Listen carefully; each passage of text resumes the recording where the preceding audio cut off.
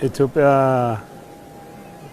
ያላት የተፈጥሮ ጸጋ ለመስራት ዝግጁ የሆነ አመራር የአመራሩን መንገድ ተከትሎ አመራሩንም ጭምር ገፍቶ ወደ ልማትና ወደ ስራ መግባት የሚችል ህዝብ እስካለ ድረስ አገሪቱን በአጭር ጊዜ መለወጥ የሚቻል መሆኑን የሚያሳይ ነው።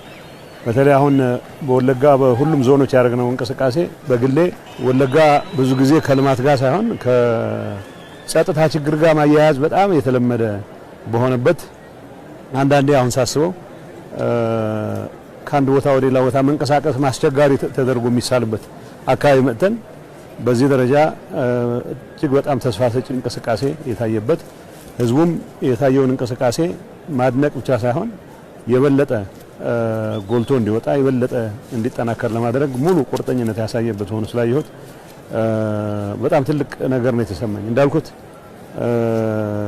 ይሄን አካባቢ በጣም ከረጅም ጊዜ በፊት በተወሰነ ደረጃ አውቀዋለሁ። ግን ብዙ ጊዜ ልማት ርቋቸዋል ተብሎ ከሚነገሩ አንዳንዱ አፍራሽ መልእክት ለማስተላለፍ በሚፈልግበት ሰዓት ህግና ስርዓት የሌለበት አካባቢ ተደርጎ የሚቆጠር የነበረ ነው።